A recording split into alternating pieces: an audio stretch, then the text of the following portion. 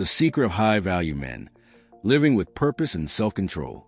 As we reach our 50s and beyond, many of us begin to reflect on the kind of person we want to be and the kind of relationships we want to cultivate. One of the most powerful principles in Stoic philosophy, and something high-value men understand deeply, is the importance of self-control and purpose in shaping their lives and relationships. The secret to becoming a high-value man isn't about external appearances, wealth, or status. It's about mastering the inner world and living with intention. High-value men understand that their actions and choices are what define them, not the opinions of others or external validation. They have a clear sense of who they are, what they stand for, and what their goals are. This clarity allows them to navigate life with confidence and purpose without being swayed by distractions or external pressures. They live on their own terms, and their values guide every decision they make, whether in relationships, work, or personal growth. Lesson 1. Happiness is a personal responsibility. We grow up thinking happiness is something that happens to us, something we find in a relationship, a career, or in the approval of others. But the truth is, happiness is not something you chase. It's something you choose. Happiness is a daily decision, not a reward at the end of a perfect life. Too many men hand over their happiness to other people. They expect their partner to make them feel whole. They think success will erase all emptiness. But no external source can give you what you haven't built within. The Stoics taught that we must take full responsibility for our emotional state. Not blame, not complain, not wait. When you realize that your joy, your peace, and your mindset are all within your control, you become powerful in quiet, unshakable way. It's not about pretending to be happy all the time. It's about choosing your response to life. Rainy day? Some curse it. Others find calm in it. Same weather, different mindset. If you rely on others to make you happy, your peace will always be in someone else's hands. Take it back. Start small. Unplug from the noise. Social media, comparison, constant distractions, they cloud your clarity. Get still. Get quiet. Listen to your own voice. You are responsible for your happiness, not your past, not your boss, not even your partner. And once you fully own that truth, you'll stop waiting for life to feel good and start building a life that is good. Lesson 2. Everything is temporary. The good days, they don't last. The hard days, they don't either. And that is both comforting and humbling. One of the hardest truths to accept in life is this. Everything is temporary. Your youth, your pain, your joy, your struggles, even people you love, are all passing through your life like seasons. When you're on top of the world, embrace it, but don't cling to it. Don't become so attached to the high moments that you forget they're not permanent. Because when they fade, and they will, you'll suffer twice. Once in a loss, and again in your resistance to letting go. And when life gets dark, when grief, heartbreak, or failure shows up uninvited, remember, this too shall pass. You are stronger than you think. You survived 100% of your worst days so far. And you'll survive this one, too. The Stoics didn't fear change. They welcomed it, because change means growth. It means movement. What's unbearable today might become your strength tomorrow. So, hold your head high, not because life is easy, but because you understand its flow. The key is not to numb the pain or chase the high. It's to ride the wave with grace, knowing that nothing stays the same forever. So when you feel lost, stuck, or overwhelmed, remind yourself, this moment is not forever. Breathe, feel, let go, and keep walking, because the road keeps going, and so will you. Lesson 3. Life isn't fair. Life doesn't hand out blessings equally. Some are born into wealth, others into struggle. Some get a head start. Others are forced to crawl through the mud just to catch up. And yes, it's frustrating. It's unfair. But here's the truth no one wants to say out loud. Fairness is not guaranteed. And waiting for life to be fair is a waste of the life you do have. You can spend your time comparing, complaining, resenting. Or you can decide right now that you're going to build something out of what you've been given. The Stoics didn't cry over the cards they were dealt. They played the hand anyway, with focus, with fire, and with purpose. That dream you have, it won't come easy. That version of you you're chasing, he lives on the other side of discomfort. It's not about blaming your past or your circumstances.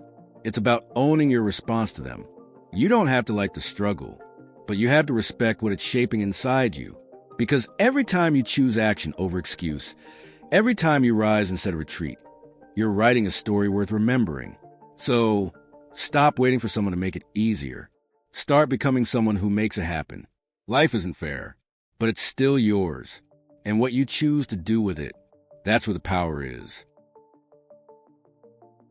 Lesson 4. Not taking risks is the biggest risk.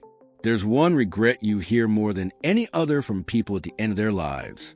I wish I'd had the courage to take more chances. We avoid risk because we fear failure. But what we don't realize is inaction is a risk too. And more often than not, it's the one that costs the most. You don't speak up. You don't apply. You don't reach out. You play it safe. You wait. And in doing so, you slowly watch life pass you by. The Stoics knew this. Comfort is addictive, but it never leads to greatness. Anything meaningful, love, success, growth, comes with uncertainty. You can't tiptoe your way into a fulfilled life. Yes, risk feels scary, but regret haunts. Start small if you need to. Say what's on your mind. Take the meeting. Learn the skill. Tell the person how you really feel, even if your voice shakes, especially if it does. Because bravery isn't the absence of fear. It's moving forward in spite of it. And here's the truth. You'll never feel ready. The stars won't align. You either act now or live wondering what if.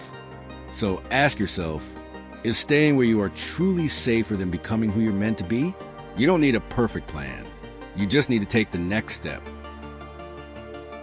Lesson 5. The power of being present. Most of us are stuck in time. Some are trapped in the past, replaying mistakes, regrets, what-ifs. Others are lost in the future, chasing goals, fearing outcomes that haven't even happened. But the only place life actually happens is here, right now, in this moment. The Stoics understood this better than most. They taught that the present is all we truly own. The past is memory. The future is imagination. But now, this breath, this choice, this heartbeat is real. You can't change what's behind you. You can't control what's ahead. But you can decide how you show up today. And when you fully enter the present, something shifts. The noise quiets. The pressure fades. You notice the little things. The way the sunlight hits your skin. The sound of your child's laugh. The peace in just breathing. Presence is power. Not because it changes the world, but because it changes you. You become sharper, more grounded, less reactive, more intentional.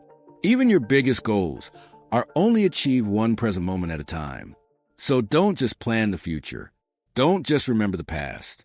Live now, because if you keep waiting for the perfect moment, you'll miss the only moment you ever truly had.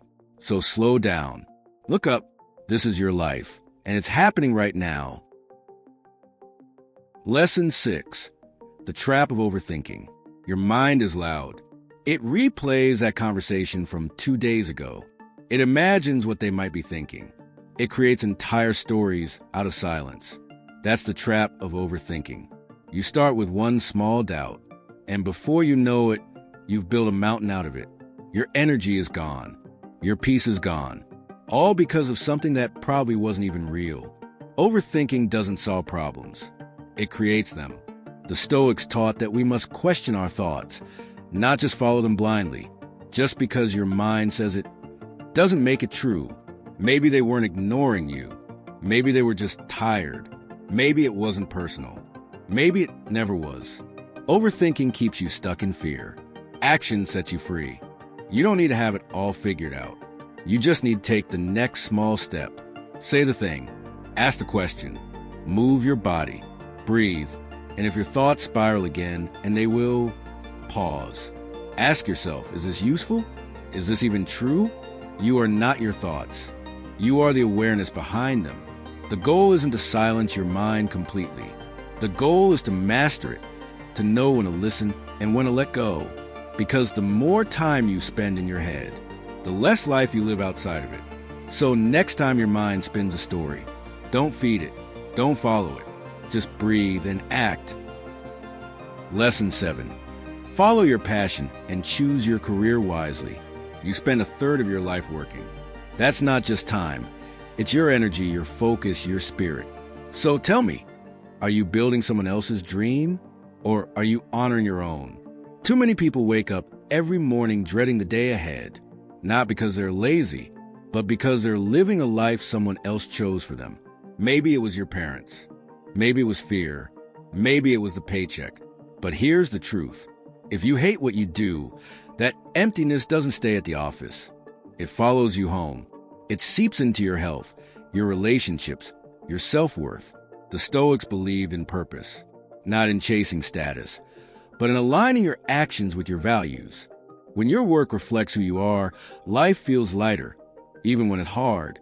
So ask yourself, what excites you? What challenges you? What would you still do, even if no one was watching? It's never too late to pivot. You're not stuck. You're just used to the routine. Start small. Learn something new. Explore a path that feels right, not just safe. Because when you align your career with your calling, work stops feeling like survival and starts feeling like contribution. You weren't born to just pay bills and wait for weekends. You were born to create, to build, to feel alive in what you do. So choose wisely. This is your time, and you only get so much of it. Lesson 8. Your mind is your greatest ally and your greatest enemy. Your mind is with you every second of every day. It's the voice you hear when you wake up. It's the echo that lingers after everyone else goes quiet. And here's the truth most people avoid. That voice can lift you up, or it can tear you down. The Stoics taught that mastering your mind is the key to mastering your life. Because what happens around you matters far less than what happens within you. You can't always control the world, but you can control the lens through which you see it. If your inner dialogue is full of doubt, fear, and self-criticism, you'll never feel enough, no matter what you achieve. But if your mind becomes your ally, your supporter, your coach, there's almost nothing you can't overcome. Talk to yourself with the same kindness you offer your best friend. When you fall short, don't shame yourself. Teach yourself. When fear creeps in, don't run. Question it. Your mind is like a garden. If you neglect it, the weeds of negativity will grow wild. But if you tend to it daily, planting thoughts of strength, resilience, and purpose, it becomes a place where greatness can grow. So be mindful of your thoughts, because your thoughts become beliefs. Your beliefs become habits. And your habits, they shape your destiny. In the end, the most powerful thing you'll ever learn is this. You are not your thoughts, but you are what you choose to believe. Life won't wait. It doesn't pause while you figure it all out. It moves, quietly, relentlessly, day after day. And the truth is, most men don't realize what truly matters until it's almost too late. Not because they weren't strong enough, but because they were distracted, busy chasing things that never gave them peace, running from truths that could have set them free. These 8 lessons aren't just ideas. They're invitations to slow down, to reflect, to take back your power from the noise of the world and the doubts in your mind. So ask yourself, what will you do differently?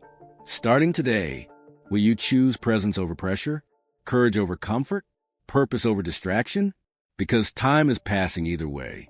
The question is, who are you becoming as it does? Thank you for watching. If this message found you at the right time, share it with someone who needs to hear it too. And remember, you don't need to control everything. You just need to control yourself. That's where true freedom begins.